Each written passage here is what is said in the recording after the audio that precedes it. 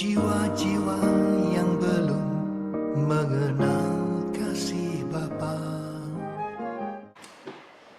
Shalom. Perenungan hari ini saya akan ambil di dalam 2 Timotius pasal 4 ayat 1 sampai ayat yang ke-8. Saya akan bacakan.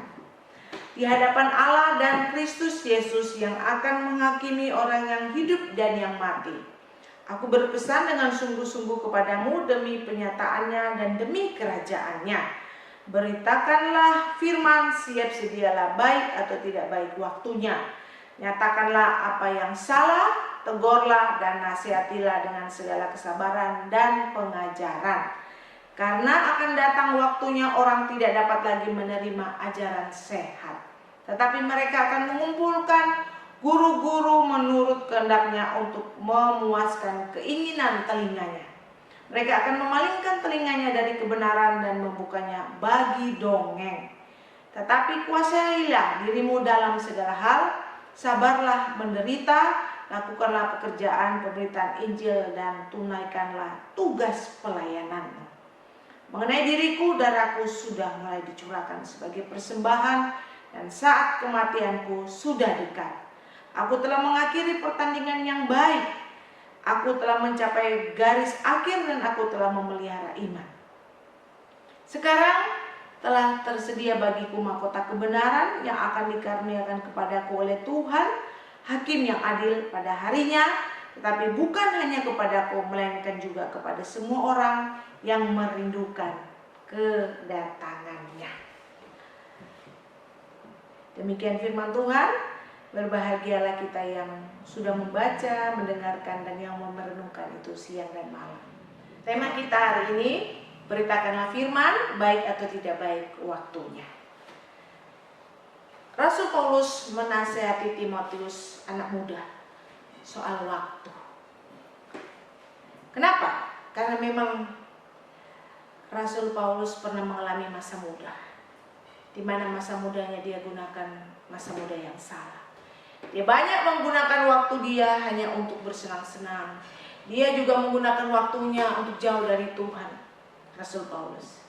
Sehingga di akhir hidupnya, Rasul Paulus katakan di ayat yang ke-6, saat kematianku sudah dekat, Rasul Paulus ingin memberikan pesan yang sangat penting untuk seorang anak muda Timotius.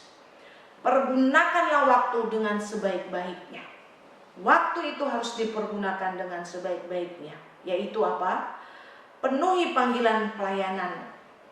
Beritakan firman Tuhan, kata Rasul Paulus kepada Timotius.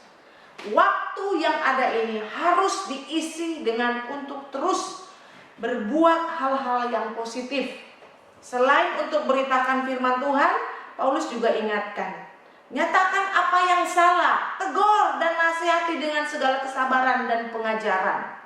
Rasul Paulus ingatkan Timotius sebagai anak muda, lakukan hal-hal yang positif di masa mudamu untuk beritakan firman, dan kalau memang ada salah, teman-temanmu, lingkunganmu, jemaatmu, tegur kalau memang mereka salah dengan kesabaran dan pengajaran. Kenapa Rasul Paulus perlu mengingatkan hal ini? Kenapa Rasul Paulus perlu mengingatkan kepada Timotius betapa pentingnya firman Tuhan itu? Betapa pentingnya waktu yang berharga ini? Karena Paulus katakan di ayat yang ke-3, karena akan datang waktunya orang tidak dapat lagi menerima ajaran yang sehat. Rasul Paulus sadar dunia ini sebentar lagi akan berakhir. Bukan cuma dia nanti akan menghadap Tuhan, tapi dia tahu kesudahan dunia ini akan berakhir. Dan dia tahu suatu saat orang-orang tidak lagi menerima ajaran sehat. Orang-orang tidak mau lagi menerima ajaran sehat. Mereka hanya mau mendengarkan ajaran-ajaran yang menyenangkan telinga mereka. Dan ini sangat berbahaya kalau orang sudah masuk pada saat-saat seperti itu. Untuk itu di saat seperti ini, Timotius diingatkan oleh Rasul Paulus, selagi masih ada kesempatan untuk beritakan Injil, saatnya untuk beritakan Injil. Sekaranglah untuk beritakan Injil. Jangan buang waktumu, jangan tunda waktumu. Sekarang. Karena suatu saat giliran kita mau memberitakan Injil, mungkin sudah tidak ada kesempatan lagi. Mungkin sudah tidak diizinkan lagi. Untuk itu sekaranglah ketika masih ada kesempatan. Meskipun waktunya itu baik atau tidak baik. Rasul Paulus ingatkan hal itu. Kenapa pemberitaan Injil itu begitu penting? Saya mencatat 2 hal di sini. Kenapa pemberitaan Injil itu begitu penting? Karena memang itu yang Allah mau.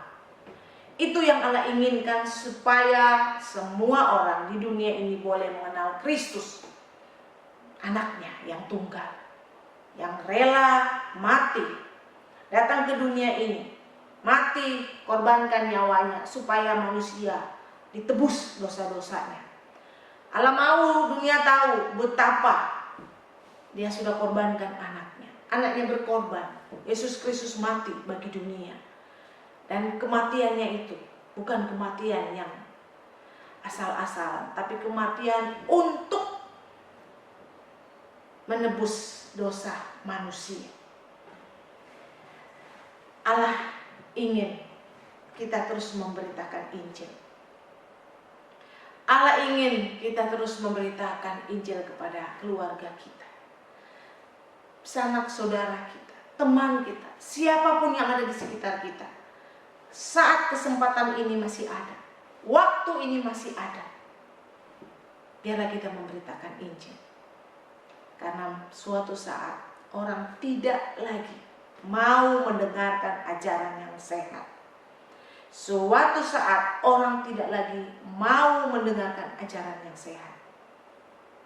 Sekarang masih ada kesempatan kita terus memberitakan Injil. Kita terus memberitakan nama Kristus. Kedua, kenapa pemberitaan Injil begitu penting? Supaya hidup kita tidak menjadi sia-sia. Hidup kita tidak hanya untuk diri sendiri, tapi kita juga mau berbagi kasih anugerah yang Tuhan sudah berikan kepada kita, dan kita sudah dapat keselamatan. Kita juga rindu supaya orang lain mendapatkan itu.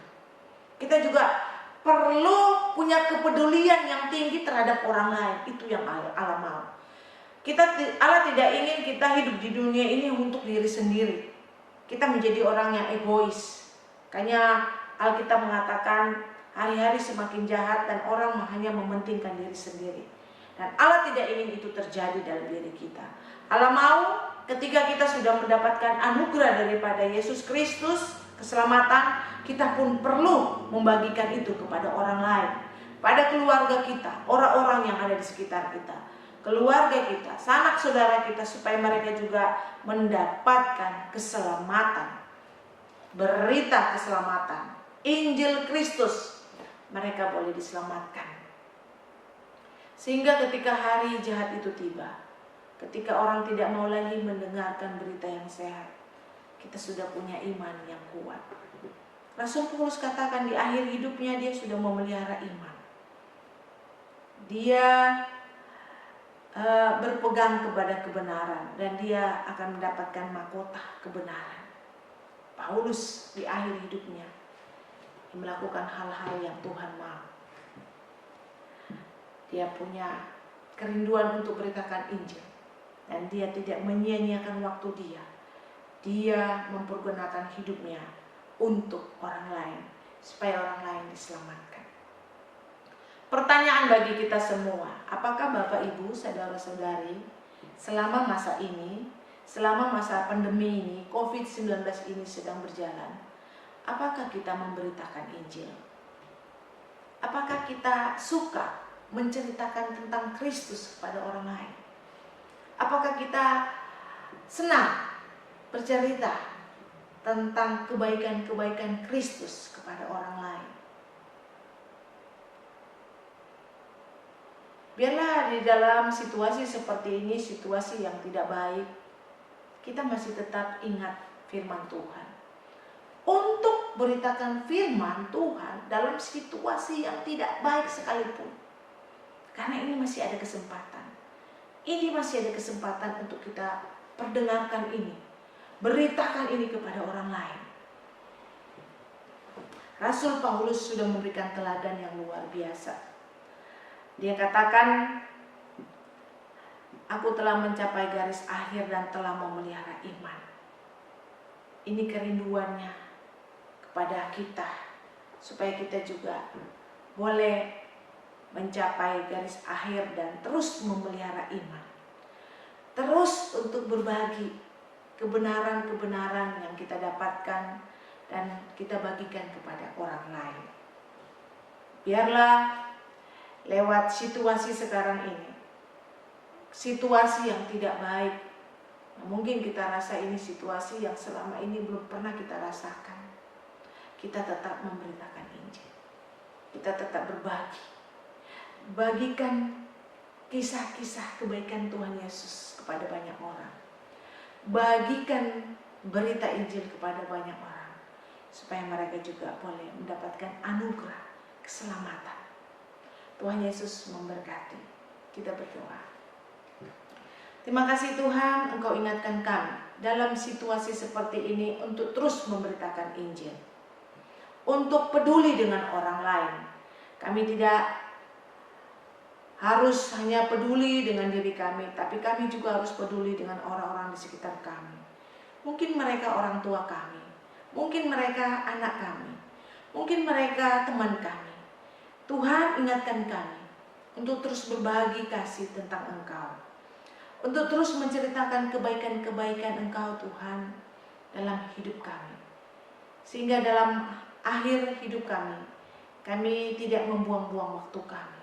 Kami mempergunakan waktu yang ada ini untuk terus memberitakan Injil.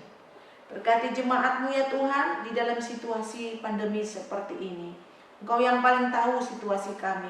Engkau yang menolong kami, yang menyembuhkan kami, yang campur tangan untuk situasi-situasi yang sulit, ekonomi yang sulit, keuangan yang sulit Tuhan.